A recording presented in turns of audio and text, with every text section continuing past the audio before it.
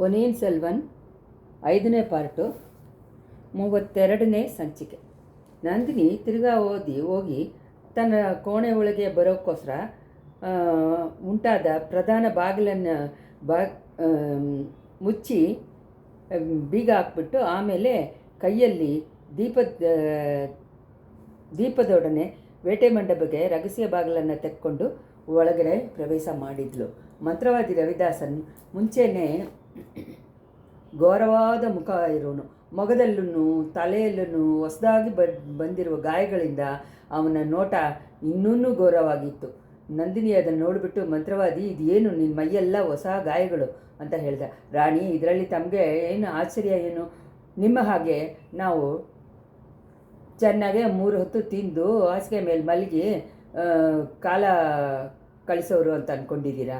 ನಾನು ಪರಮೇಶ್ವರನ್ನು ಇವತ್ತು ಬದುಕಿ ಬಂದಿದ್ದೆ ದೊಡ್ಡ ಕಾರ್ಯ. ಸತ್ತೋಗಿದ್ದ ಪಾಂಡ್ಯ ಚಕ್ರವರ್ತಿನ ದೆವ್ವನೇ ನಮ್ಮನ್ನು ಇವತ್ತು ಉಸಿರೋಡಿರೋ ಹಾಗೆ ಕಾಪಾಡಿದೆ. ಇಲ್ಲ ರವಿದಾಸ, ಇಲ್ಲ. ಅವರ ಆವಿ ಇನ್ನೂ ಸದಾ ಸರ್ವಕಾಲನೂ ಇದೆ. ಒಂದು ನಾಳಿಗೆಗೆ ಮುಂಚೆ ಕೂಡ ನನ್ನ ಮುಂದೆ ತೋಚ್ಕೊಂಡು ಶಬದವನ್ನು ನೆರವೇರಿಸಿದ ಇಲ್ವಾ ಅಂತ ಕೇಳಿತ್ತು. ರಾಣಿ, ಅದಕ್ಕೆ ನೀವೇನು ಜವಾಬು ಹೇಳಿದ್ರಿ? ಶಬದವನ್ನು ಇವತ್ತು ನೆರವೇರಿಸ್ತೀನಿ, ಇಲ್ಲ ಅಂದರೆ ಉಸಿರನ್ನು ಬಿಟ್ಟುಬಿಡ್ತೀನಿ ಅಂತ ಹೇಳಿದೆ. ಹಾಗಾದರೆ ನಾವು ಓಡೋಡಿ ಬಂದಿದ್ದು ಒಳ್ಳೆಯದಾಯಿತು. ಇಷ್ಟು ಕಾಲ ಆದಮೇಲೆ ನೀವು ಉಸಿರನ್ನು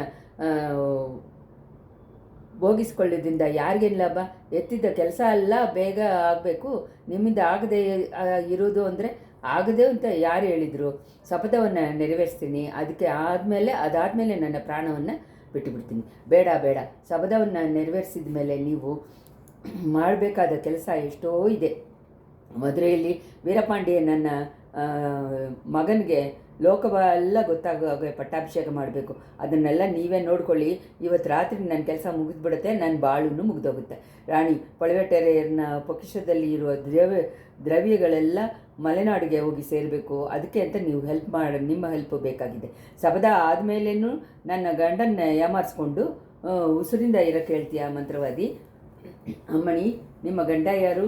ಲೋಕ ಎಲ್ಲ ಗೊತ್ತಾಗೋ ಹಾಗೆ ನನ್ನನ್ನು ಮದುವೆ ಮಾಡಿಕೊಂಡು ನಾಡು ನಗರಲ್ಲಿ ಇರೋದಿಲ್ಲ ಪರಿಹಾಸಗಳೆಲ್ಲ ನೋಡದೆ ನನ್ನನ್ನು ಒಂದೊಂದು ಆಸೆಯನ್ನು ನೆರವೇರಿಸ್ಕೊಂಡು ಬರುವ ಉತ್ತಮರನ್ನೇ ಹೇಳ್ತಾ ಇದ್ದೀನಿ. ರಾಣಿ, ಪಳವೇಟರೆಯರು ನಿಮ್ಮ ಗಂಡ ಅಲ್ಲ. ಒಂದೊಂದು ದಿನ ರಾತ್ರಿ ವೀರಪಾಂಡ್ಯನ ಕನಸಿನಲ್ಲಿ ಬಂದು ನಿಮ್ಮನ್ನು ಅವರ ಪಟ್ಟಮಗಿಸಿಯಾಗಿ ನಡೆಸೋ ಹಾಗೆ ಆಜ್ಞೆ ಮಾಡ್ತಾ ಇದ್ದೇನೆ. ಮಂತ್ರವಾದಿ, ಅವ್ರ ಮಾತು ಬೇಡ. ಅವರು ಗಾಯಗಳೆಲ್ಲ ನಿನಗೆ ಈ ಗಾಯಗಳೆಲ್ಲ ನಿನಗೆ ಹೆಂಗೆ ಬಂದಿತ್ತು ಅಂತ ಹೇಳಿಲ್ವಲ್ಲ? ನಿನ್ನೆ ರಾತ್ರಿ ಕೊಳ್ಳಿಡಕೆರೆ ಕಾಡಿನಲ್ಲಿ ನಮ್ಮನ್ನು ಒಂದು ಮುದಿ ಹುಲಿ ಒಡಿಕೆ ಬಂತು. ಮುದಿ ಹುಲಿ ಆದ್ರೂ ಹಲ್ಲುಗಳನ್ನು ಅದನ್ನು ಉಗುರುಗಳನ್ನು ತುಂಬ ಶಾರ್ಪಾಗಿತ್ತು. ಹೆಂಗೆ ತಪ್ಪಿಸಿ ಬಂದಿದ್ದೀರಾ? ಪಾಂಡ್ಯಕುಮಾರರಿಗೆ ಪಟ್ಟಾಭಿಷೇಕ ಮಾಡಿದ್ದೀವಲ್ಲ, ಆ ಪಳಿಪಡೆ ಗೋಪುರದ ಹತ್ರ ಜಾರಿದ್ದ ಒಂದು ಪಾರ್ಟನ್ನು ಆ ಹುಲಿ ಮೇಲೆ ತಳ್ಳಿಬಿಟ್ಟು ತಪ್ಪಿಸಿ ಬಂದಿದ್ವಿ. ಅಯ್ಯೋ ಪಾಪ, ವಯಸ್ಸಾದ ಹುಲಿಯನ್ನು ಕೂಡ ನಿಮಗೆ ಸೀದಾ ನಿಂತು ಜಗಳ ಮಾಡಿ ಜಯಿಸೋಕ್ಕಾಗಲಿಲ್ಲ. ಹೌದು ರಾಣಿ, ಒಪ್ಕೊಳ್ತೀವಿ. ಆಗಿರುವಾಗ ಚಿಕ್ಕ ಹುಲಿಯಾಗಿ ಆದಿತ್ಯ ಕರಿಗಾಲನ್ನು ಸೀದಾ ನೀವು ಮುಖಾಮುಖಿ ಎದುರಿಸೋದು ಹೇಗೆ? ಅದರಿಂದಾನೇ ತಂತ್ರಮಂತ್ರಗಳನ್ನು ಕೈಯಾಳಬೇಕಾಗಿದೆ. ದೇವಿ, ಇವತ್ತು ತಪ್ಪಿದರೆ ಆಮೇಲೆ ನಮಗೆ ಸಂದರ್ಭ ಸಿಕ್ಕೋದಿಲ್ಲ. ಸುಂದರ ಸೋಳನ್ನು ಅರಿಮಳ್ವರ್ಮನ ಬಗ್ಗೆ ಸುದ್ದಿ ಬಂದುಬಿಟ್ರೆ ಆಮೇಲೆ ಆದಿತ್ಯ ಕರಿಗಾಲ ನಮ್ಮ ಹತ್ರ ಸಿಗೋದಿಲ್ಲ ಅಂತ ಹೇಳಿದನು ರವಿದಾಸ. ಮಂತ್ರವಾದಿ, ಅವ್ರಗಳ ಬಗ್ಗೆ ಏನಾದರೂ ನಿಶ್ಚಯವಾಗಿ ಗೊತ್ತಾ ಅಂತ ಕೇಳಿದ್ರು ನಂದಿನಿ. ಇಷ್ಟೊತ್ತು ಅವ್ರಗಳ ಆಯುಸ್ಸು ಮುಗಿದಿರುತ್ತೆ, ಅನುಮಾನವಿಲ್ಲ. ನೀವು ದೇವರಾಳನ್ನು ಹೇಳಕ್ಕೆ ಹೋದಾಗ ಈ ಥರ ಹೇಳ್ಬಿಟ್ಟು ತಾನೇ ಹೋದ್ರಿ. ಅಲ್ಲಿ ಆ ಮೂಗಿ ಹುಚ್ಚಿ ಸುಮ್ಮನೆ ನಮ್ಮನ್ನೇ ಹಿಂಬಾಲಿಸ್ಕೊಂಡು ಬಂದು ಹಿಂಸೆ ಕೊಟ್ಟಿತ್ತು. ಅದರಿಂದ ತಾನೇ ಆಗಲಿಲ್ಲ. ವಾಣರ್ಗೊಳದ ವೀರ ಕಡಲಲ್ಲಿ ಮುಳುಗಿ ಸತ್ತೋಗ್ಬಿಟ್ಟ ಹಾಗೆ ಹೇಳಿದ್ದೀರಾ. ಅವನು ತಪ್ಪಿ ಬದುಕಿ ಬಂದುಬಿಟ್ಟಿದ್ದಾನೆ. ಪಳಿಪಡೆ ಕಾಡಿನಲ್ಲಿ ಅವನ ಕೆಲಸ ತೀರ್ಸೋಕ್ಕೆ ಸಂದರ್ಭ ಸಿಕ್ಕಿತ್ತು, ನೀವು ಅಡ್ಡ ಮಾಡಿಬಿಟ್ರಿ. ಅದಕ್ಕೆ ಮುಖ್ಯವಾದ ಕಾರಣ ಇರೋ ಹಾಗೆ ಹೇಳಿದ್ವಿ. ಅದು ಏನು ಮುಖ್ಯವಾದ ಕಾರಣನೂ ಗೊತ್ತಿಲ್ಲ. ಅವನು ಇಲ್ಲಿ ಬಂದು ಆದಿತ್ಯ ಕರಿಗಾಲನಿಗೆ ಕಪ್ಪಣದ ಕವಚ ಥರ ಇಲ್ಲಿ ಇದ್ದು ಸೇಫ್ಟಿ ಬರ್ತಾ ಇದ್ದಾನೆ. ಅದ್ರ ಬಗ್ಗೆ ನೀನು ಸ್ವಲ್ಪನೂ ವಿಚಾರ ಪಡಿ ತೀರಬೇಕಾಗಿದೆ. ಇವತ್ತು ಇಲ್ಲದೇ ಇದ್ದರೆ ಯಾವತ್ತೂ ಇಲ್ಲ. ದೇವಿ, ಏನು ಏರ್ಪಾಡು ಮಾಡಿದ್ದೀರಾ? ನಾವೇನು ಮಾಡಬೇಕು? ಇಂಥ ಸಮಯದಲ್ಲಿ ನೀವು ಒಬ್ಬರು ಇಲ್ಲಿ ಬರದೇ ಇದ್ರೇ ನನಗೆ ದೊಡ್ಡ ಹೆಲ್ಪ್ ಆಗಿರುತ್ತೆ. ಅದು ಒಂದಿನ ಆಗದೇ ಇರೋ ಕೆಲಸ. ನನ್ನ ಹತ್ರ ನಿಮಗೆ ಅಷ್ಟೊಂದು ನಂಬಿಕೆ ಇಲ್ವಾ? ನಂಬಿಕೆ ಇರೋದ್ರಿಂದ ಬಂದಿದ್ದೀವಿ. ಸಬದ ಆದಮೇಲೆ ನಿಮ್ಮನ್ನು ಭದ್ರವಾಗಿ ಕರ್ಕೊಂಡು ಹೋಗೋದಕ್ಕೋಸ್ಕರ ಬಂದಿದ್ವಿ. ಎದುರು ನೋಡದೆ ಏನಾದರೂ ಅಡ್ಡಾಂಕ ಬಂದಿದ್ರೆ ಅದಕ್ಕೆ ತಯಾರಾಗಿರ್ತೀವಿ. ಯಾವ ನಿಮಿಷನೂ ನಿಮಗೆ ನಾವು ನಿಮ್ಮ ಹೆಲ್ಪ್ಗೆ ನಾವು ನೀವು ನಮ್ಮನ್ನು ಹೆಲ್ಪ್ಗೆ ಕರಿಬೋದು. ನಾನು ಹಾಕಿರುವ ಯೋಚನೆಯಲ್ಲಿ ಅಡ್ಡ ಏನೂ ಬರಲ್ಲ. ಶಬ್ದ ಮುಗಿದ ಮೇಲೆ ನಾನು ಉಸಿರಿಂದ ಇರೋಕ್ಕೂ ಇಷ್ಟಪಡಲ್ಲ. ಆಗದು. ನೀವು ನಮ್ಮ ಜೊತೆ ಬಂದೇ ತೀರಬೇಕು. ಇಲ್ಲಾಂದರೆ ಮಂತ್ರವಾದಿ ಶಬ್ದ ಆದಮೇಲೆ ಒಂದು ನಿಮಿಷನೂ ನಾನು ದೊಡ್ಡಪಳಬೇಟೆಯರ ಮನೆಯಲ್ಲಿ ಇರೋದಿಲ್ಲ. ಹಾಗಾದರೆ ನೀವು ನಮ್ಮ ಜೊತೆ ಬಂದುಬಿಡಿ. ನಮ್ಮನ್ನು ಹೆಂಗೆ ಕರ್ಕೊಂಡು ಹೋಗ್ತೀರಿ? ಈ ಚೊರಂಗಪಾದೆಯ ಕೊನೆಯಲ್ಲಿ ಅಯ್ಯನಾರ ದೇವಸ್ಥಾನ ಇದೆ. ಅಲ್ಲಿ ಪಕ್ಕದಲ್ಲಿ ಕಾಡಿನಲ್ಲಿ ಪಳುವು ರಾಣಿನ ಪಲ್ಲಕ್ಕನ್ನು ತಯಾರಾಗಿ ಇಟ್ಟುಕೊಂಡಿದ್ದೀವಿ. ಇಡುಮಗಾರಿ ಪಲ್ಲಕ್ಕನ್ನು ಸರಿ ಮಾಡೋಕ್ಕೋದಕ್ಕೂ ಮುಂಚೆನೇ ಹೊರಗಡೆ ತೊಗೊಂಬಂದುಬಿಟ್ಟಿದ್ದಾನೆ. ವೀರಪಾಂಡ್ಯನ ತಲೆಯನ್ನು ಕೊಂದವನನ್ನು ಸೇಡು ತೀರಿಸ್ಕೊಂಡು ಬರುವ ದೇವಿಯನ್ನು ನಾವೇ ಪಲ್ಲಕ್ಕಿನಲ್ಲಿ ಎತ್ಕೊಂಡು ಹೋಗ್ತೀವಿ. ಬೆಳಗಾದ ತಕ್ಷಣ ಕೊಲ್ಲಿಮಲೆಗೆ ಹೋಗಿ ಸೇರಿಬಿಡ್ತೀವಿ. ನೀವು ಎಷ್ಟು ಜನ ಇದೇ ಜಾಗದಲ್ಲಿ ಇದ್ದೀರಾ? ಇಲ್ಲಿ 4 ಜನ ಇದ್ದೀವಿ ಅಂತ ಹೇಳಿಬಿಟ್ಟು ರವಿದಾಸನ್ ಮೆತ್ತಗೆ ಕೈಯನ್ನು ತಟ್ಟಿದ. ಆ ಮಂಟಪದಲ್ಲಿ ಇದ್ದಿದ್ದ ಭಯಂಕರವಾದ ಸತ್ತೋಗಿದ್ದ ಮೃಗಗಳು ಹಿಂದೆ ಬಚ್ಚಿಟ್ಕೊಂಡಿರೋರು ಹೊರಗಡೆ ಬಂದು ತಮ್ಮ ಮುಖವನ್ನು ತೋರಿಸಿದ್ರು. ಪರಮೇಶ್ವರ ಎಲ್ಲಿ ಅಂತ ನಂದಿನಿ ಕೇಳಿದ್ರು. ಅವನ ಹೊರಗಡೆ ನಿಲ್ಲಿಸಿದ್ದೀವಿ. ಅಯ್ಯನಾರ್ ದೇವಸ್ಥಾನದಲ್ಲಿ ಕಾಳಮುಖ ಒಬ್ಬನ ನಿಷ್ಠೆ ಮಾಡ್ಕೊಂಡಿದ್ದಾನಂತೆ. ಅವನ ಅಲ್ಲಿಂದ ಹೋಗೋಕೆ ಮಾಡೋದು ದೊಡ್ಡ ಹಿಂಸೆ ಆಗೋಯ್ತು. ತಿರ್ಗಾ ಅವನು ಅಲ್ಲಿ ಬಂದು ಬಿಡದೇ ಇರೋ ಹಾಗೆ ದೇವರಾಳನ್ನು ದೇವಸ್ಥಾನ ಬಾಗಿಲಲ್ಲಿ ನಿಲ್ಲಿಸ್ಬಿಟ್ಟು ಬಂದಿದ್ದೀವಿ. ಕಾಳಮುಖನ ಬಗ್ಗೆ ನಮಗೇನು ವಿಚಾರ? ಮಂತ್ರವಾದಿ ದೊಡ್ಡ ಪಳುವೇಟೆಯರನ ಬಗ್ಗೆ ಸುದ್ದಿ ಏನಾದರೂ ಗೊತ್ತಾ ಅಂತ ನಂದಿನಿ ಕೇಳಿದ್ರು. ರವಿದಾಸನ್ ಸ್ವಲ್ಪ ಶಾಕಾಗಿ, ಏನು ಸುದ್ದಿ? ಅವರು ತಂಜಾವೂರಿಗೆ ಪ್ರಯಾಣ ಮಾಡಿ ಹೋದ್ರಲ್ವ, ದಾರಿನಲ್ಲಿ ಕೊಳ್ಳಿಡವನ್ನು ಹಡಗಿನಲ್ಲಿ ದಾಟಿದಾಗ ಬಿರುಗಾಳಿ ಬಂದು ಹಡಗಿನಲ್ಲಿ ಕೌಚಿಬಿಟ್ಟಿದ್ದಂತೆ. ಪಳುವೇಟೆಯರು ಕಾರ್ಯ ಹತ್ತಲಿಲ್ಲ ಅಂತನೂ ನೀರಲ್ಲಿ ಮುಳುಗಿ ಹೋಗಿಬಿಟ್ಟಿದೆ. ಆಗ ಸಂಬೋರೇನ್ಗೆ ಇವತ್ತು ಸಾಯಂಕಾಲ ಸುದ್ದಿ ಬಂದಿದೆ. ದೈವವೇ, ಅವ್ರ ಗತಿ ಈಗೇನ ಆಯಿತು. ಇಷ್ಟೊತ್ತು ನೀವು ಈ ಮುಖ್ಯವಾದ ವಿವರವನ್ನು ಯಾಕೆ ಹೇಳಲಿಲ್ಲ? ಅದನ್ನು ನಂಬಲಿಲ್ಲ ಮಂತ್ರವಾದಿ. ಪಳುವೇಟೆಯರು ಕೊಳ್ಳಿಡದಲ್ಲಿ ಮುಳುಗಿ ಸತ್ತೋಗಿರ್ತಾರೆ ಅಂತ ನನಗೆ ಅನಿಸಲಿಲ್ಲ. ನನಗೂ ಈ ಸುದ್ದಿಯಲ್ಲಿ ನಂಬಿಕೆ ಇಲ್ಲ ರಾಣಿ. ಕೊಳ್ಳಿಡದಲ್ಲಿ ಈ ಕರೆಗೆ ಈಜ್ಕೊಂಡು ಬಂದಿದ್ರೆ ಏನು ಮಾಡೋದು? ಒಂದು ವೇಳೆ ಇವತ್ತು ರಾತ್ರಿ ಇಲ್ಲಿ ಬಂದುಬಿಟ್ರೆ ಇದ್ರ ಬಗ್ಗೆ ನಾನು ಸ್ವಲ್ಪ ವಿಚಾರ ಪಡ್ತೀನಿ ರಾಣಿ. ಅದ್ರ ಬಗ್ಗೆ ನಿಮ್ಗಳಿಗೆ ವಿಚಾರ ಬೇಡ. ಇವಾಗ ತಾನೇ ನನಗೂ ನೆನಪು ಬರ್ತಾ ಇದೆ. ಕೊಳ್ಳಿಡದಲ್ಲಿ ಆ ಕಾಲದಲ್ಲಿ ತಂಜಾವೂರು ಶಾಲೆಯಲ್ಲಿ ಒಂದು ಅಜಾನ್ ಭಾಗವಾದ ಮನುಷ್ಯರ ಒಬ್ಬರನ್ನ ಎಲ್ಲ ರಾತ್ರಿ ನೋಡಿದೆ. ಆಡೆ ಆಭರಣ ಏನೂ ಅವ್ರು ತರಿಸಿಲ್ಲ. ಕತ್ಲೆಯಾಗಿದ್ದ ಹಾಗೆ ಗುರುತು ಸಿಕ್ಕಲಿಲ್ಲ. ಇವಾಗ ಯೋಚನೆ ಮಾಡಿದರೆ ಆ ದಾರಿಯಲ್ಲಿ ಬಂದಿದ್ದವರು ಒಂದು ವೇಳೆ ದೊಡ್ಡ ಪಳುವೇಟೆಯರ ಆಗಿರ್ಬೋದು ಅಂತ ಅನಿಸುತ್ತೆ. ಹಾಗಾದರೆ ನಿಶ್ಚಯವಾಗಿ ಇವತ್ತು ರಾತ್ರಿ ಅವರು ಇಲ್ಲಿ ಬರೋದಿಲ್ಲ ತಾನೆ?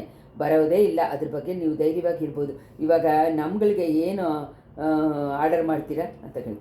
ಮಂತ್ರವಾದಿ, ನೀವುಗಳಿಗೆ ಇಲ್ಲೇ ತಾಳ್ಮೆಯಿಂದ ಕಾಯ್ತಾ ಇರಬೇಕು. ನನ್ನ ಕೋಣೆಯಲ್ಲಿ ಏನು ನಡೆಯೋದಾಗ ಅನಿಸಿದ್ರು, ಎಷ್ಟು ಜನ ಮಾತು ಧ್ವನಿ ಕೇಳಿದ್ರು ಅವಸರಪಟ್ಟು ಒಳಗೆ ಬರಬೇಡಿ. ಬಂದರೆ ಕೆಲಸ ಕೆಟ್ಟೋಗುತ್ತೆ. ನಾನು ವಾಯ್ಸ್ ಕೊಟ್ಟ ಮೇಲೆ ನೀವು ಇಲ್ಲಿ ಬಂದು ಸೇರಿ.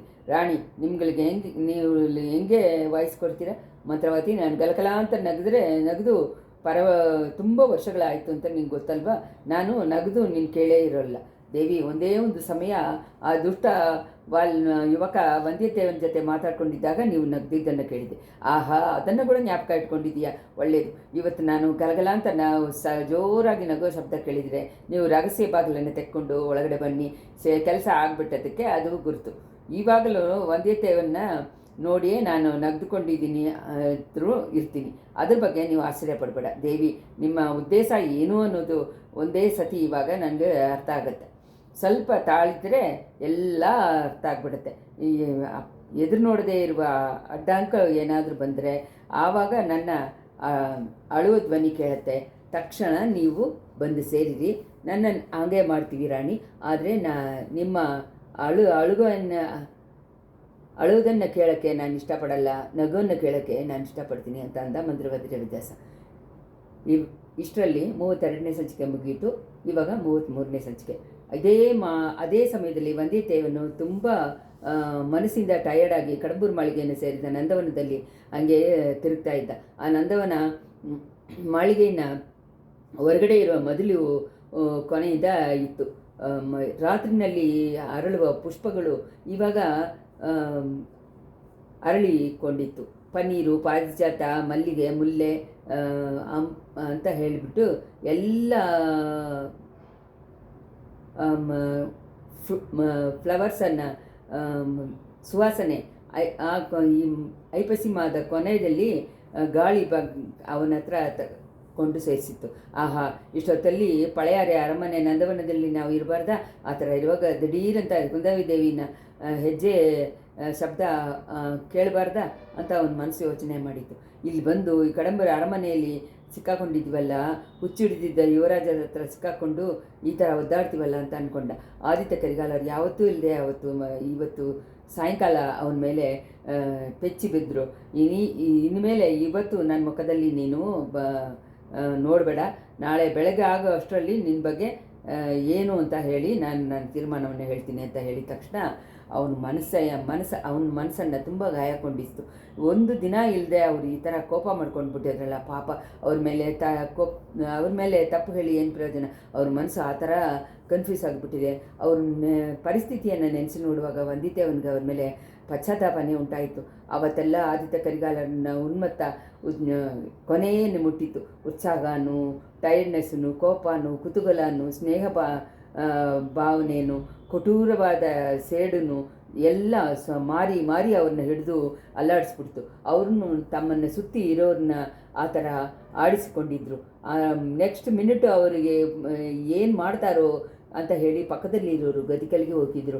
ಅವತ್ತಿಂದ ಸೂರ್ಯ ಉದಯವಾಗಿದ್ದರಿಂದ ಸುದ್ದಿಗಳು ಅವರ ಕೋಪವನ್ನು ಜಾಸ್ತಿ ಮಾಡೋಕ್ಕೆ ಹೆಲ್ಪ್ ಮಾಡ್ತಾಯಿತ್ತು. ಸಂಬೂರಿಯರು ಮೊದಲಿಗೆ ಅವ್ರ ಹತ್ರ ಬಂದು ತಿರುಕೋಲೂರು ಮಲೆಮಾನ್ ಎಲ್ಲ ಸೈನ್ಯವನ್ನು ಎತ್ಕೊಂಡು ಬರೋ ಸುದ್ದಿಯನ್ನು ಹೇಳಿದರು. ಅದ್ರ ಬಗ್ಗೆ ತಮ್ಮ ಆಕ್ಷೇಪಣೆಯನ್ನು, ಖಂಡನವನ್ನು ತಿಳಿಸ್ಕೊಂಡ್ರು. ಮಲೆಮಾನು ವಯಸ್ಸಾದವರು, ವಯಸ್ಸು 80ಕ್ಕೆ ಮೇಲೆ ಆಗುತ್ತೆ, ಅವ್ರು ಬರೋದ್ರ ಬಗ್ಗೆ ನಿಮಗೆ ಏನು ಭಯ ಅಂತ ಕೇಳಿದ ಯುವರಾಜ. ಅಯ್ಯ, ಕೊಲ್ಲಿಮಲೆ ಹೆಡ್ಡು ವಲ್ವಿಲುವರಿ ವಂಶದಲ್ಲಿ ಬಂದವರು ನಾವು, ಭಯ ಅಂದ್ರೇನು ಏನು ಅಂತ ಗೊತ್ತಿಲ್ಲದೆ ಇರುವುದು. ನೀವು ಇಲ್ಲಿ ವಿಜಯ ಮಾಡಿರುವುದನ್ನು ಮುಂಚೆ ನೋಡಿಯೇ ನಾನು ಯೋಚನೆ ಮಾಡ್ತಾಯಿದ್ದೀನಿ. ನೀವು ಮಠ ಅನುಮತಿ ಕೊಡಿ, ಮುದುಕನ ಜೊತೆ ಜಗಳ ಮಾಡೋದಕ್ಕೆ ತಕ್ಷಣ ಹೊರಡಕ್ಕೆ ಆಯುಧವಾಗಿಬಿಟ್ಟಿದ್ದೀರಿ, ಅಷ್ಟೇ ತಾನೇ? ಸಂಬೋರೇರೆ, ನನ್ನ ಅಜ್ಜನನ್ನು ಸೈನಿಕದಿಂದ ಹೊರಟು ಬರೋ ಹಾಗೆ ನಾನು ತಾನೇ ಸುದ್ದಿ ಕಳಿಸಿದ್ದೀನಿ. ಯಾತಕ್ಕೋಸ್ಕರ ಯುವರಾಜ? ನೀವು ಇಲ್ಲಿ ನಿಮ್ಮ ಹತ್ರ ಸಪ್ರೇಟಾಗಿ ಸಿಕ್ಕಾಕೊಂಡಿದ್ದೀನಲ್ವಾ, ಇಲ್ಲಿ ಇರುವಾಗ ನನಗೆ ಏನಾದರೂ ಆಗಿಬಿಟ್ರೆ ಕೋಮಕನೇ, ಆ ಥರ ಅನುಮಾನ ಸ್ವಲ್ಪನೂ ನಿಮ್ಮ ಮನಸ್ಸಿನಲ್ಲಿ ಇದ್ದರೆ ಈ ಕ್ಷಣನೇ ನನ್ನ ಇಲ್ಲಿಂದ ಹೊರಟೋಗೋಕೆ ಕೇಳ್ತಿರಕು.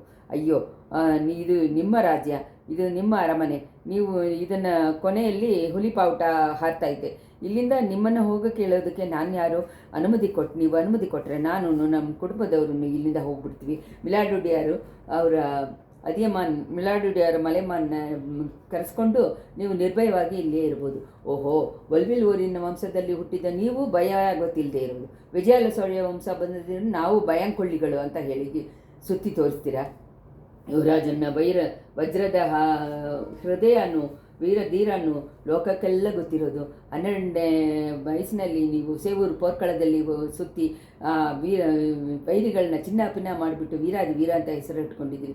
18ನೇ ಪ್ರಾಯದಲ್ಲಿ ತಿರ್ಗಾನು ಜಗಳಕ್ಕೆ ಬಂದ ವೀರಪಾಂಡೆಯನ್ನು ಹಿಂಬಾಲಿಸ್ಕೊಂಡು ಹೋಗಿ ಬಚ್ಚಿಟ್ಟಿದ್ದ ಜಾಗದಿಂದ ಅವನ ಕಂಡು ಹಿಡಿದು ಅವನ ಕತ್ತನ್ನು ಕಟ್ಟು ಮಾಡಿಕೊಂಡು ಬಂದಿದ್ದೀರಿ. ಇದನ್ನು ಕೇಳಿದ್ದ ಆದಿತ್ಯ ಕರಿಗಾಲ, ಗೊತ್ತು, ಓಡಿದವನ್ನ ಹಿಂಬಾಲಿಸ್ಕೊಂಡು ಹೋಗಿ ವೀರದ ಹುಲಿ ನಾನು ಅಂತನೂ, ಸತ್ತೋದ ವೀರಪಾಂಡಿಯನ ತಲೆಯನ್ನು ಕುಯ್ಕೊಂಡು ಬಂದವನು ಅಂತನೂ ನೀವೆಲ್ಲರೂ ನನ್ನ ಪರಿಹಾಸ ಮಾಡಿ ಮಾತಾಡೋದು ನಂಗೆ ಗೊತ್ತು.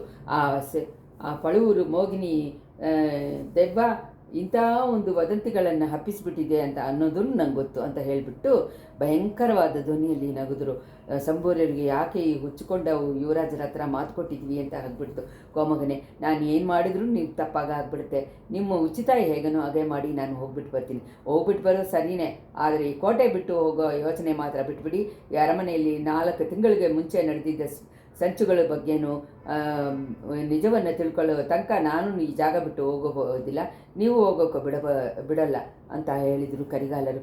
ಸಂಬೋರಿಯರನ್ನ ತುಟಿಗಲು ನಡಗಿತು, ಮೈ ನಡಗಿತು, ಅವರ ಕಣ್ಗಳಿಂದ ಕಣ್ಣೀರು ಬಂತು. ಇಂಥ ಒಂದು ಪರಿಸ್ಥಿತಿಯನ್ನು ಪಕ್ಕದಲ್ಲಿ ಇದ್ದ ಪಾರ್ಥಿಮೆಯನ್ನು ನೋಡಿದ ಕೋಮಗನೆ, ಸೋಳ ಕುಲದವರು ವೀರಕ್ಕೆ ಹೊಗಳಿದ ಹಾಗೇನೆ ನೀತಿಗೂ ಅವರು ತುಂಬ ಹೆಸರಾದವರು. ಈ ದೊಡ್ಡವ್ರಿಗೆ ನೀವು ನೀತಿ ಮಾಡೋಕ್ಕೆ ಬರಲಿಲ್ಲ, ನಿಮ್ಮ ಮಾತುಗಳಿಂದ ಅವರ ಮನಸ್ಸನ್ನು ಮಾಡ್ತೀರ. ಇಲ್ಲಿ ನಡೆದಿದ್ದ ಚಿಕ್ಕರಾಜ ಗುಂಪಿನ ಬಗ್ಗೆ ಸಂಪೋರಿಯರ ಮುಂದೆನೇ ಸರಿಯಾದ ಸಮಾಧಾನ ಹೇಳಿ ನೀವು ಒಪ್ಕೊಂಡಿದ್ದೀರಿ. ನೀವು ರಾಜ್ಯ ಬೇಡ ಅಂತ ಹೇಳಿಕೊಂಡಿರೋದ್ರಿಂದನೂ, ತಂಜೆಗೆ ಹೋಗುವೆ ಬೇಡ ಅಂತ ಹೇಳೋದ್ರಿಂದನೂ ಚಿಕ್ಕ ರಾಜ್ಯಗಳ ಮೇಲೆ ಸೋಳ ರಾಜ್ಯಕ್ಕೆ ಒಳ್ಳೆಯದನ್ನು ಕರೆಸಿ ನಾ ಆಮೇಲೆ ಪಟ್ಟಕ್ಕೆ ಬರೋರು ಯಾರು ಅನ್ನೋದು ಬತ್ತಿ ಯೋಚನೆ ಮಾಡಿದರು. ನೀವುಗಳು ರಾಜ್ಯಭಾರತವನ್ನು ವಗಿಸೋಕ್ಕೆ ಇಷ್ಟಪಟ್ಟರೆ ಅವ್ರುಗಳು ಯಾಕೆ ಬೇರೆ ಯೋಚನೆ ಹೇಳಬೇಕು? ಲೋಕವೆಲ್ಲ ವೀರ ವೀರದ ಹೊಗಳು ಅಪ್ಪಿಸಿದ ಆದಿತ್ಯ ಕರಿಗಾಲರಿರುವಾಗ ರಣರಂಗವನ್ನೇ ನೋಡಿ ಇಲ್ಲದೆ ಇರುವ ಮಧುರಾಂಧಕ ದೇವನ ಬಗ್ಗೆ ಇವ್ರುಗಳು ಕನಸಿನಲ್ಲೂ ಅಂದ್ಕೊಳ್ತಾರೆ. ಆದಿತ್ಯ ಕರಿಗಾಲ ಅಡ್ಡ ಮಾಡಿ ಹೌದು ನಾನು ಉಸಿರೋಡಿರೋ ತನಕ ಇನ್ನೊಬ್ಬ ಸೋಳ ಸಿಂಹಾಸನ ಹತ್ತೋದು ಆಗೋದೇ ಇರೋ ಕೆಲಸನೇ, ಅದಕ್ಕೆ ಅಂತ ತಾನೇ ನನ್ನ ಕೆಲಸ ತೀರಿಸ್ಬಿಡ್ಬೇಕು ಅಂತ ನೋಡ್ತಾ ಇದ್ದೀರಾ ಅಂತ ಹೇಳಿಬಿಟ್ಟು ತಿರುಗಿಡು ಹಾ ಹಾ ಹಾ ಅಂತ ಜೋರಾಗಿ ನಕ್ಕರು. ಪಾರ್ಥಿವೇಂದ್ರ, ನೀನು ಇವ್ರುಗಳ ಜೊತೆ ಸೇರ್ಕೊಂಡಿದ್ದನ್ನು ನಾನು ತಿಳ್ಕೊಂಡಿಲ್ಲ ಅಂತ ನನಗೆ ಅಂದ್ಕೊಂಡಿದ್ಯಾ? ಕಂದಮಾರನು ನೀನು ಅವತ್ತು ನಾವು ಬೇಟೆಗೆ ಹೋಗುವಾಗ ನನ್ನ ಹಿಂದೆಯೇ ವೇಲನ್ನು ಗುರಿ ನೋಡ್ಕೊಂಡು ಬಂದಿದ್ದು ನಂಗೆ ಗೊತ್ತಿಲ್ಲ ಅಂತ ಅಂದ್ಕೊಂಡಿದ್ಯಾ? ನನ್ನ ನಿಜವಾದ ಗೆಳೆಯನಾಗಿ ಈ ವಂದ್ಯತೆಯನ್ನು ಮಾತ್ರ ದೈವಾಧೀನವಾಗಿ ಇಲ್ಲಿ ಬಂದು ಸೇರದೇ ಇದ್ದರೆ ಇಷ್ಟರಲ್ಲಿ ನನ್ನನ್ನು ಯಮಲೋಕಕ್ಕೆ ನೀವು ಕಳಿಸಿರಲ್ವಾ ಅಂತ ಹೇಳಿದರು. ಪಾರ್ಥಿವೇಂದ್ರನ ವಂದಿತ್ಯವನ್ನು ಕಣ್ಣಿಂದನೇ ಕೊಂದು ಬಿಡೋ ಹಾಗೆ ನೋಡಿಬಿಟ್ಟು, ಅಯ್ಯ ಈ ಪಾತಕ ಏನೇನೋ ಹೇಳಿ ನಿಮ್ಮ ಮನಸ್ಸನ್ನು ಕೆಡಿಸ್ಬಿಟ್ಟ. ನಿಮಗೆ ನನ್ನ ಮನಸ್ಸಿನಿಂದನೂ ದ್ರೋಗ ಬಗೆಯಕ್ಕೆ ನಾನು ದ್ರೋಗ ಬಗ್ದಿದ್ದೀನಿ ಅಂತ ಹೇಳಿ ಇವನು ನಿರೂಪಿಸ್ಬಿಟ್ರೆ ಈ ಕ್ಷಣನೇ ಅಂತಂದ. ಅಪ್ಪನೇ, ನಿನ್ನ ಮನಸ್ಸಿನಲ್ಲಿ ಅಂದ್ಕೊಂಡಿದ್ದ ದ್ರೋಗವನ್ನು ಯಾರು ಹೇಗೆ ನಿರೂಪಿಸೋಕ್ಕಾಗುತ್ತೆ? ನಾನು ಕೇಳು ಕ್ವಶ್ಚನ್ಗೆ ನೀನು ಜವಾಬು ಹೇಳು. ನೀನು ಕಂದಮಾರನು ಪಳುವೂರು ರಾಣಿಯ ಮಾತನ್ನು ಕೇಳಿಕೊಂಡು ಸೋತೋಗಿದ್ದಾನೆ ನನ್ನನ್ನು ಇಲ್ಲಿ ಬಂದು ಕರ್ಕೊಂಬಂದು ಬರೋಕ್ಕೆ ಇಷ್ಟು ಪ್ರಯತ್ನ ಮಾಡಿದ್ರ. ಇದನ್ನು ಇಲ್ಲ ಅಂತ ನೀವು ಹೇಳೋಕ್ಕಾಗತ್ತಾ? ಅದನ್ನು ನಾವು ಇಲ್ಲ ಅಂತ ಹೇಳಲಿಲ್ಲ ಯುವರಾಜ, ಇಲ್ಲ ಅಂತ ಹೇಳೋಕ್ಕೆ ಅವಶ್ಯವೂ ಇಲ್ಲ. ಪಳುವೂರು ರಾಣಿ ತುಂಬ ಒಳ್ಳೆಯ ಯೋಚನೆಯಿಂದಾನೆ ಈ ಕಾರ್ಯದಲ್ಲಿ ತಲೆ ಹಾಕಿದ್ದಾರೆ ಅನ್ನೋದನ್ನು ನಾನು ನಿಶ್ಚಯವಾಗಿ ಗೊತ್ತು. ನೀವು ನಿಮ್ಮನ್ನು ಇಲ್ಲಿ ತರಿಸಿಕೊಂಡು ಕಂದನ್ಮಾರನ ಸೋದರಿಯನ್ನು ನಿಮಗೆ ಮದುವೆ ಮಾಡಿಸಿ ಸೋಳನಾಡಿನಲ್ಲಿ ಯಾವ ಕಲಗಾನ ಬರದೇ ಇರೋದು ನೋಡ್ಕೊಳ್ಳೋದೇ ಅವರನ್ನು ಯೋಚನೆ. ನಿಮ್ಮ ಸೆರಸಲ್ಲಿ ಸೋಳಕುಲದ ಮಣಿಮಗುಡವನ್ನು ಸೂಡಿಸಿಬಿಟ್ಟು ನೋಡೋದಕ್ಕಿಂತ ನಮ್ಗಳಿಗೆಲ್ಲ ಸಂತೋಷ ತರುವುದು ಬೇರೆ ಏನೂ ಇಲ್ಲ. ನಮ್ಮನ್ನು ಯಾರಾದರೂ ತಪ್ಪು ಹೇಳಿದ್ರೂ ನಾನು ತಾಳ್ಕೊತೀನಿ. ಪಳುವೂರು ರಾಣಿ ಬಗ್ಗೆ ಏನಾದರೂ ಹೇಳಿದರೆ ಅವನ್ನ ಆ ಕ್ಷಣನೇ ಈ ವಾಳಿಗೆ ಎರೆಯ ಮಾಡ್ತೀನಿ ಅಂತ ಹೇಳಿ ಪಾರ್ಥಿವೇಂದ್ರ ವಂದಿತ್ಯವನ್ನು ನೋಡಿಕೊಂಡೇ ಹೇಳಲು ಅದೇ ಸಮಯದಲ್ಲಿ ವಾಳನ್ನು ಹೊರೆಯಿಂದ ಎತ್ತಿದ್ದಾನೆ. ಆಹಾ, ನನ್ನ ವೀರ ಗೆಳೆಯ, ವಾಳನ್ನು ಹೊರೆ ಒಳಗನೆ ಹಾಕಿ ಇಟ್ಟು ಒಳ್ಳೆಯ ಸಮಯ ಬರುವಾಗ ಹೇಳ್ತೀನಿ, ಆವಾಗ ಹೊರಗಡೆ ತೆಗಿಬೋದು. ವಂದಿತ್ಯವನ್ ಪಳುವೂರು ರಾಣಿ ಬಗ್ಗೆ ಏನೂ ತಪ್ಪು ಹೇಳಿಲ್ಲ. ಅವನು ನಿಮ್ಗೆ ಹಾಗೇನೆ ಮರೆಸಿ ನಿಂತಿದ್ದಾನೆ. ನಿಜವಾಗ್ಲೂ ಪಳುವೂರು ಇಳೆರಾಣಿ ನನ್ನ ಒಡ ಹುಟ್ಟಿದ ಸೋದರಿ ಅಂತ ಹೇಳಿ ಸತ್ಯ ಮಾಡ್ತಾ ಇದ್ದಾನೆ. ಅದನ್ನು ಹೇಳೋದಕ್ಕಾಗಿ ಓಡೋಡಿನೂ ಬಂದ. ನಿನ್ನ ಮೇಲೆ ಅವನು ಬೇರೆ ತಪ್ಪು ಹೇಳ್ತಾ ಇದ್ದಾನೆ. ನನ್ನ ಸೋದರನನ್ನು ಈಳನಾಡಿನಿಂದ ನಿನ್ನ ಕಪ್ಪಲಲ್ಲಿ ಕರ್ಕೊಂಬಂದು ದಾರಿಯಲ್ಲಿ ಕಡಲಲ್ಲಿ ತಳ್ಳಿ ಮುಳುಗಡಿಸ್ಬಿಟ್ಟಿದ್ದೆ ಅಂತ ಹೇಳಿ ಅವನು ಹೇಳ್ತಾನಲ್ವ, ಅದಕ್ಕೆ ಜವಾಬೇನು ಅಂತ ಅಂದರು ಆದಿತ್ಯ ಕರಿಗಾಲ. ಆ ಸಮಯದಲ್ಲಿ ನಾನು ಅದಕ್ಕೆ ಸರಿಯಾಗಿ ಜವಾಬ್ ಹೇಳ್ತೀನಿ ಅಂತ ಹೇಳ್ಕೊಂಡೆ. ಕಂದಮಾರ ಅಲ್ಲಿ ಬಂದ. ಕೋಮಗನೇ, ತುಂಬ ಸಂತೋಷವಾದ ಸುದ್ದಿ ತಗೊಂಬಂದಿದ್ದೀನಿ. ಚಿಕ್ಕ ಯುವರಾಜರು ಕಡಲಿನಲ್ಲಿ ಮುಳುಗಿ ಸಾಯಲಿಲ್ಲ. ಪೊನ್ನಿಯಿನ್ ಸೆಲ್ವರ್ ನಾಗಪಟ್ಟಣ ವಿಗಾರದಲ್ಲಿ ಇಷ್ಟು ದಿನ ಮರೆಯಾಗಿದ್ದು ಈಗ ಬಂದ್ರಂತೆ. ಬಿರುಗಾಳಿ ಹೊಡೆಯುವಾಗ ಹಡಲು ಉಕ್ಕಿ ಹರಿದಾಗ ನಾಗಪಟ್ಟಣ ನಗರಲ್ಲಿ ಹಾರಿದಾಗ ಅವರು ಹೊರಗಡೆ ಆಗಿತ್ತಂತೆ. ಲಕ್ಷಗಟ್ಟಲೆ ಜನಗಳು ಸುತ್ತಲೂ ಬರುವಾಗ ಇವಾಗ ತಂಜಾವೂರನ್ನ ನೋಡಿ ಹೋಗ್ತಾ ಇದ್ದಾರಂತೆ ಅಂತ ಹೇಳಿ ಕಂದನ್ಮಾರ ಕುತೂಹಲದಿಂದ ಹೇಳಿದ. ಈ ಸುದ್ದಿಯಿಂದ ಕರಿಗಾಲರು ಉತ್ಸಾಹ ಕೊಡ್ತಾರೆ ಅಂತ ಎದುರು ನೋಡಿದರೆ ಅವನು ತುಂಬ ಯಾಮರಿ ಹೋದ. ಕರಿಗಾಲನ ಕ್ರೋಧ ಇವಾಗ ಇನ್ನೂ ಬೇರೆ ದಿಕ್ಕಲ್ಲಿ ಹೋಯ್ತು. ಏನು ಅರಳ್ಮಡಿ ತಂಜಾವೂರನ್ನ ನೋಡಿ ಹೋಗ್ತಾ ಇದ್ದಾನ. ಲಕ್ಷಾನುಗಟ್ಟಲೆ ಜನಗಳು ಹಿಂದೆ ಸುತ್ತಕೊಂಡು ಹೋಗ್ತಾ ಇದ್ದಾನೆ. ಯಾತಕ್ಕೋಸ್ಕರ ವಲ್ಲವರಿಯ, ನೀನು ಏನು ಹೇಳಿದೆ? ಇವಾಗ ನಡೆಯೋದೇನು? ನನ್ನ ಯೋಚನೆಯನ್ನು ಅರ್ಥಕೊಳ್ಳೋ ತನಕ ಅರಳ್ಮಡಿ ನಾಗಪಟ್ಟಣದಲ್ಲೇ ಇರುವನ ಅಂತ ಹೇಳಿದೆಯಲ್ಲ, ಇವಾಗ ಯಾಕೆ ತಂಜಾವೂರನ್ನ ನೋಡಿ ಹೋಗ್ತಾ ಇದ್ದಾನೆ? ವಂದಿತವನ್ನು ಅಡ್ಡ ಮಾಡಿ ಮಾತಾಡಿದ. ಅಯ್ಯ, ಇಳೆ ಪ್ರಾಟಿ ಆಗುತ್ತಾನೆ ತೀರ್ಮಾನವಾಗಿ ಹೇಳಿದರು. ಅದಕ್ಕಾದಮೇಲೆ ಏನು ಕಾರಣ ಬಂದಿತ್ತೋ ಗೊತ್ತಿಲ್ಲ. ನಾನು ಬೇಕಾದರೆ ಹೋಗಿ ಆಹಾ ನೀನು ಹೋಗ್ಬಿಡ್ತೀಯಾ ಅಂತ ಒಳ್ಳೇದು ಎಲ್ಲರೂ ನನ್ನ ವಿರೋಧಿಗಳಾಗ್ಬಿಟ್ಟಿದ್ದೀನಿ. ಇವಾಗ ನಿಮ್ಮ ಸಂಚುಗಳೆಲ್ಲ ನನಗೆ ಗೊತ್ತಾಯಿತು. ಅರಳ್ಮಡಿ ಯಾಕೆ ತಂಜಾವೂರನ್ನ ನೋಡಿ ಹೋಗ್ತಾನೆ ಅಂತ ನಂಗೆ ಗೊತ್ತು. ಅದು ಆ ಕೊಡುಂಬಾಳೂರು ದೊಡ್ಡವೇಳನ್ನ ಸಂಚು. ಅವನ ತಮ್ಮನ ಮಗಳನ್ನ ನನ್ನ ಸೋದರನ ಕತ್ತಲ್ಲಿ ಕಟ್ಟಿ ಅವನ ಸೋಳಸಿಂಗಾದಲ್ಲಿ ಹತ್ತಿ ಕೂಡಿಸ್ಬೇಕಂತಾನೆ ಆ ಮುದುಕನ ಇಷ್ಟ. ಕೊಡುಂಬಾಳೂರು ವೇಳನ್ನು ಸೌತ್ ಕಡೆ ದೆಸೆಯಿಂದ ತಂಜೆಯನ್ನ ನೋಡಿ ಬರುವ ಹಾಗೆ ಅಂದ್ಕೊಂಡು ಸುದ್ದಿ ಕೇಳಿದೆ. ನನ್ನ ಸೋದರಿ ಇಳೆಪ್ರಾಟಿನು ಈ ಸಂಚಿನಲ್ಲಿ ಪಾಲ್ಗೊಂಡಿದ್ದಾಳೆ. ಹೌದು, ನೀ ಕೊಡ್ತಾನೆ. ವಂದಿತ ಯುವರಾಜ, ಶ್ರಮಿಸಿ. ಪೊನ್ನಿಯಿನ್ ಸೆಲ್ವರ್ಗಾದರೂ ಇಳೆಪ್ರಾಟಿಗಾದರೂ ಅಂತ ಯೋಚನೆ ಸ್ವಲ್ಪನಿಲ್ಲ. ಇದು ಸತ್ಯ. ನಾನು ಬೇಕಾದರೆ ಹೋಗಿ ನಿಜವನ್ನು ತಿಳ್ಕೊಂಬರ್ತೀನಿ ಅಂದ. ಹೌದು, ನೀನು ಹೋಗಿ ಅವರುಗಳ ಸಂಚಿನಲ್ಲಿ ಪಾಲ್ಕೊ.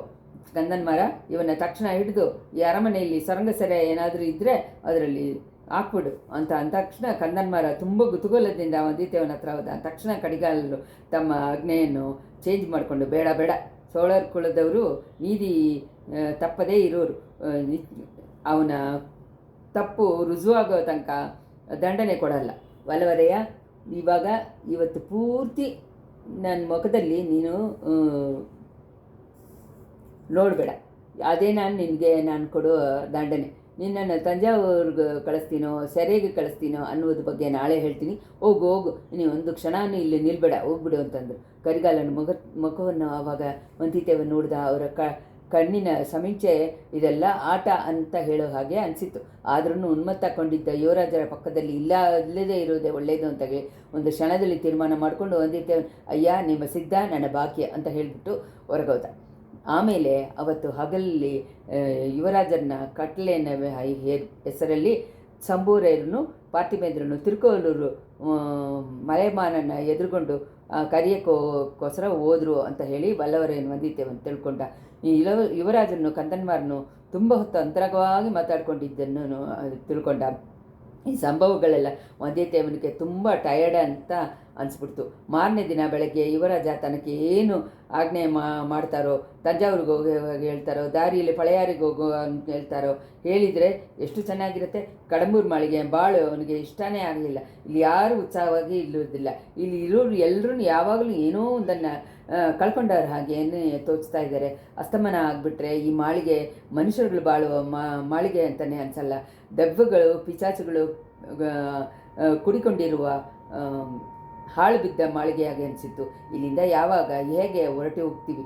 ಈ ಥರ ವಂದಿತೇವನ್ ಯೋಚನೆ ಮಾಡಿದಾಗ ಒಂದು ಹೆಣ್ಣಿನ ಧ್ವನಿ ಅಯ್ಯೋ ದೆವ್ವ ಅಂತ ಹೇಳಿ ಕೂಗಿದ್ದು ಅವನ ಕಿವಿನಲ್ಲಿ ಬಿದ್ದಿತ್ತು. ಇಷ್ಟರಲ್ಲಿ 33ನೇ ಸಂಚಿಕೆ ಮುಗಿಯಿತು.